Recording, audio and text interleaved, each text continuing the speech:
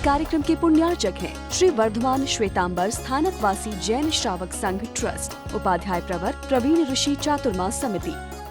राजा श्रीनेक ने भी वो देखा था और देख करके उसको लगा कि सच में साधु बनने के बाद भी कोई दिन बनता है तो अनाथ ही है। प्रभु महावीर के रास्ते पर चलने के बाद भी कोई मजबूर बनता है तो अनाथ ही है। और अनाथ इसलिए नहीं है कि उसके पूर्व जन्म के कर्म है, पूर्व जन्म के नहीं, इस समय का उसका धर्म है। उसने अपने आत्मा को कामधेनु नहीं बनाया, उसने अपनी आत्मा को नंदन वन नहीं बनाया। जो अपनी आत्मा को नंदन बना ले, कामधेनु बना ले, वही सच में नाथ हो सकता है। राजा ने जब सुना तो राजा बहुत खुश हो गया और उसको लगा सत्य का बोध हो गया, परम सत्य का बोध हो गया। उसकी आस्था गहरी हो गई। उसने वंदना करी। आगम के शब्द बड़े सुंदर हैं। राजसिंह है राजा श्रेणिक और अनगारों में शेर है वो अनाथि मुनि। एक शेर जब दूसरे शेर को वंदन करता है तो उस वंदना की गरिमा कुछ और होती है। एक शेर को चूहा वंदना करे तो उसमें कोई गरिमा नहीं।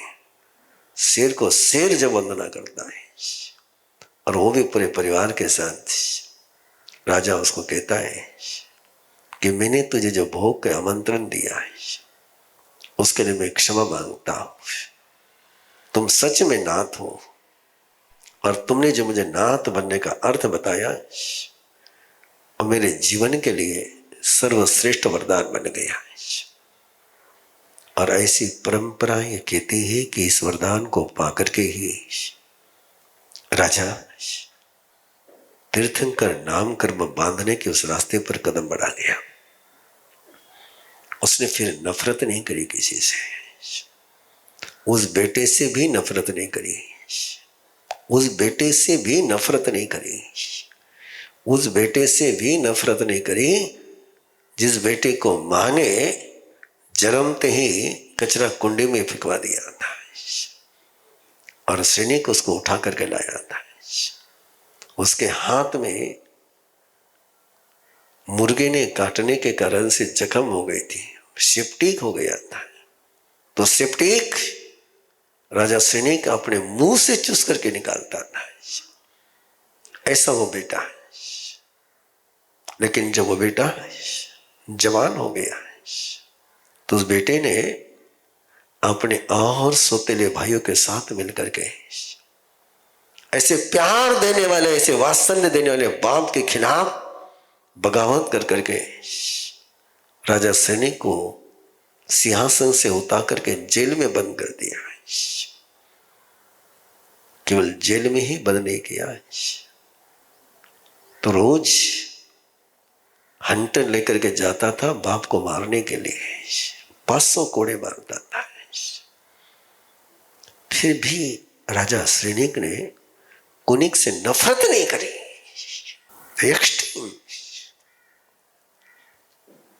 एक पल के लिए उसके मुंह से एक वाक्य नहीं निकला कि तेरे लिए मैंने क्या किया था और तू क्या कर रहा मेरे साथ। कैसे तीर्थंकर नाम कर्म का बंद किया। खंतो दंतो निरारम। उस अनाथी मुनि के संपर्क में आकर के राजा श्रेणिक की आत्मा कामधेनु बन गई, नंदन वन बन गई। और वही कुनिक रानी चिल्ला के आंखों में जब आंसू देखता है, अपनी मां के आंखों में आंसू देखता है और पूछता है मां से कि मां, मेरा राजा होना तुझे खुशी नहीं दे पाया क्या? क्या गणित है ना। जिस मां ने उसको कूड़ादान पे डाल दिया था उस मां से उसका प्यार है। जिस बाप ने उसको बचाया ये संसार है। बड़ा विचित्र संसार है, और इस विचित्र संसार में अपनी आत्मा को कामधेनु बनाना, नंदनवन बनाना, यही श्रेयस्कर है। तब रानी चेलना ने उसको उस पिता का परिचय कराया, और पिता का वो परिचय होने के बाद कोने को लगा है। याद रखना, रानी चेलना ने समझाने में देर करी थी, कोनिक ने समझने में देर नहीं करी। अरे नहीं, चेलना उसको पहले भी बता सकती थी, और पहले बताती तो शायद कोनिक ऐसा नहीं करता है। नाराज न हो कोई, माता समझाने में देर करती है, संतति समझने में देर नहीं करती है। और ऐसे ही कुनी को बोध होता है, हंटर लेकर के जाने वाला कुनिक पिता को बीड़ियों से मुक्त करने के लिए कुल्हड़ी लेकर के चलता है, लेकिन कुल्हड़ी लेकर के आते हुए बेटे को देख करके राजा श्रेनिक को लगा कि इसको पितृ हत्या का पाप लगेगा। आज एक कुल्हड़ी लेकर के आया है, और इसको मेरी हत्या का पाप नहीं लगना चाहिए। क्या बाप का वात्सल्य होता है, क्या पिता का आसमान आकाश होता है। एक कुल्हड़ी लेकर के आया, आज मेरा मर्डर करेगा, और इसको ये पितृ हत्या का पाप नहीं लगना चाहिए। किसको कहते हैं आत्मा कामधेनु बनना है, किसको कहते हैं आत्मा का नंदनवन होना है। और उन पलों में राजा श्रेनिक अपनी मुद्रिका में छिपा करके रखी हुई जहर रेती को पिए,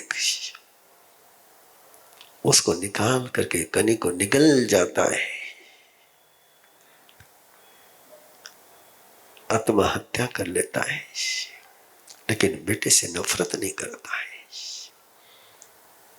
ऐसा ही जीवन है। समुद्र भारती नामम 21वें अध्ययनम संपूर्णम। भगवान महावीर का एक श्रावक जिसका नाम पालित है, चंपा नगरी में रहने वाला श्रावक, लेकिन व्यापार उसका देश विदेश में है।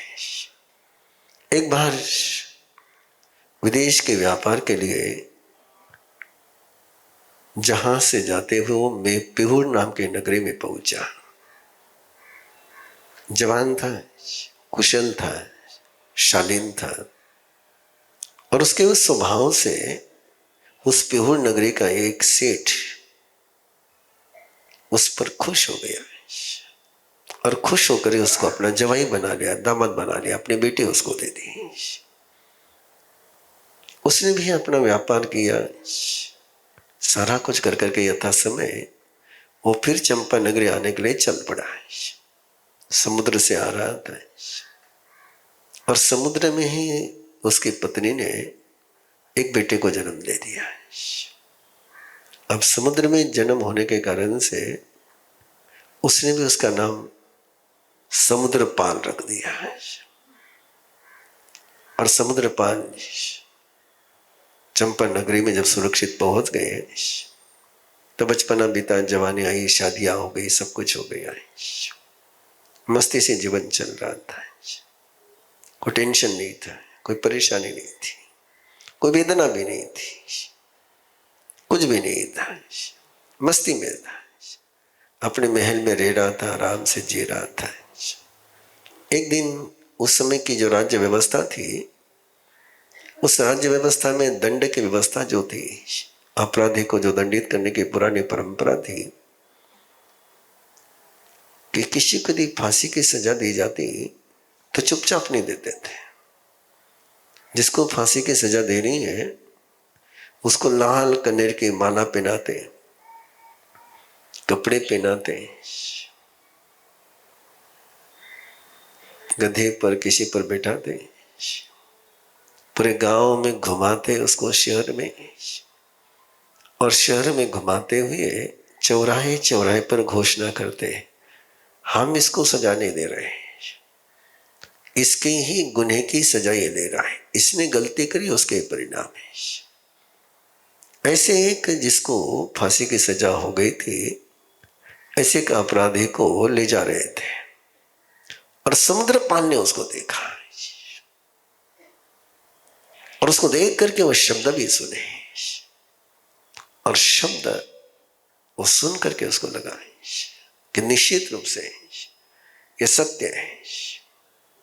अवो असुहानम कम्मानम निज्जानम पावगम इमम।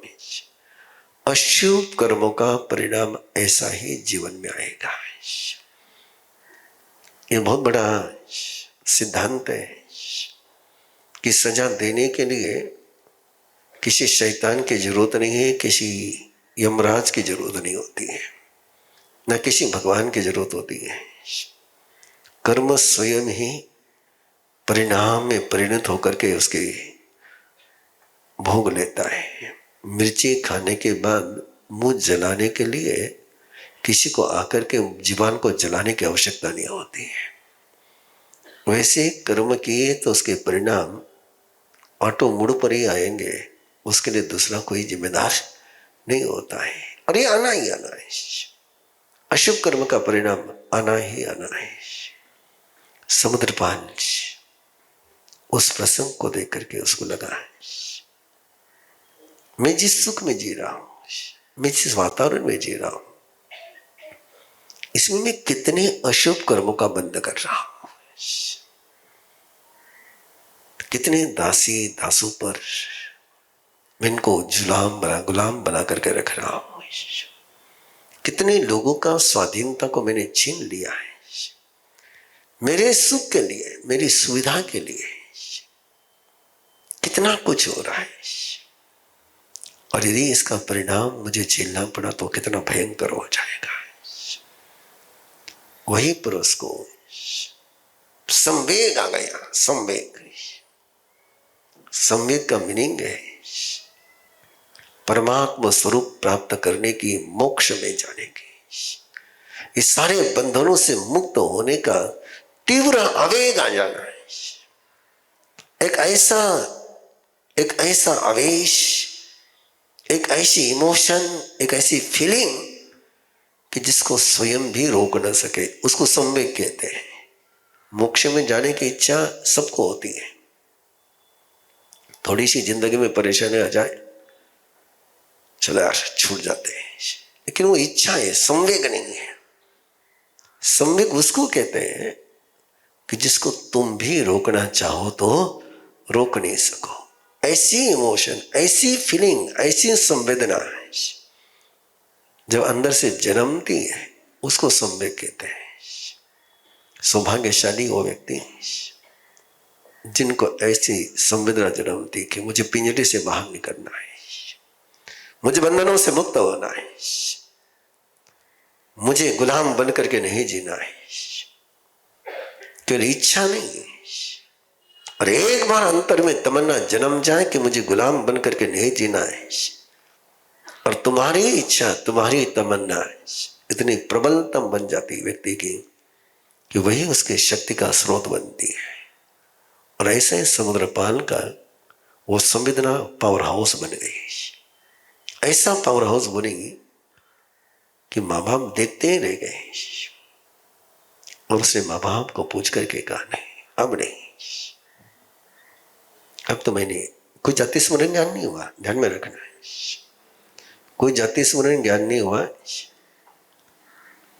जैसे मृगा पुत्र को हुआ, नमी राजर्षि को हुआ, भृगु पुरोहित के बेटों को हुआ, समुद्रपाल को कोई जाति स्मरण ज्ञान नहीं हुआ, लेकिन उसको भविष्य का एक लक्ष्य मिल गया, एक ध्येय मिल गया। उस ध्येय के बल पर वो संयमी बन गया और संयमी बन करके जैसा जीवन उसने जिया वो 11वीं गाथा से लेकर 24वीं गाथा तक पूरे विस्तार से बताया कि उसने कैसे जीवन जिया। एक एक गाथा इतनी गहरी है कि उसका विवेचन करने के लिए एक एक गाथा के लिए 1-1 घंटा तक कम से कम चाहिए। थोड़ी सी झलक बता रहा हूं केवल। बीसवीं गाथा। अनुन्नये नावनय वयसी, अनुन्नये नावनय वयसी। अनुन्नय का मीनिंग होता है जो अहंकारी नहीं होता है। उन्नत का मीनिंग होता है कि जिसको लगता है कि आई एम सुपर। नावनय का मीनिंग होता है जो स्वयं को लाचार भी नहीं समझता है। सामान्य आदमी दो ही इमोशन में डूबता है, या तो कभी वो स्वयं को बहुत ग्रेट समझता है या स्वयं को बिल्कुल डिग्रेड कर लेता है। कभी अपने का बहुत बड़ा महल शायर है, मेरे जैसा कोई सुखी नहीं, आई एम ग्रेट, हाँ सब कुछ है, मना करे। भागती दौड़ती जिंदगी में मन जैसे थक कर कहीं कोने में बैठ गया है। भावनाएं उलझ गई हैं और विचार रुकने का नाम नहीं लेते। तभी एक सवाल उठता है, क्या मैं जिंदगी चला रहा हूं या स्ट्रेस मुझे चला रहा है? इन्हीं उलझनों को सुलझाने के लिए शुरू हो रही है 21 दिवसीय अरहम लिविंग यात्रा, जहां आप तनाव के चक्र से बाहर निकलकर अवेयरनेस की रोशनी में जीना सीखेंगे। अरहम लिविंग क्यों? क्योंकि आज हर युवा को चाहिए हल्का मन, स्पष्ट सोच और संतुलित जीवन। यही अरहम लिविंग की मजबूत नींव है। इस यात्रा में आप सीखेंगे गुरुदेव ऋषि प्रवीण के सरल, गहरे और पूरी तरह प्रैक्टिकल मार्गदर्शन में अवेयरनेस के साथ जीवन जीने के आसान अभ्यास, मन की शांति और विचारों की क्लैरिटी के पावरफुल सूत्र, इमोशनल एंड स्पिरिचुअल वेलबींग की उपयोगी तकनीकें, रोजमर्रा की जिंदगी के लिए छोटे, सरल और असरदार माइंडफुल प्रैक्टिसेस। ये सिर्फ एक कोर्स नहीं, आपके भीतर छिपी श्रेष्ठतम क्षमता को जगाने की शुरुआत है। यदि आपकी उम्र 18 से 40 वर्ष है तो ये कोर्स आपके लिए ही बना है। जुड़ने के लिए आज ही संपर्क करें 9422774382। रजिस्ट्रेशन शुल्क मात्र 1000 रुपए। अंतिम तिथि 25 दिसंबर 2025। Batch starts 5th January 2025। Time 9:15 to 10 PM online Zoom। Website www.arhamvidya.org।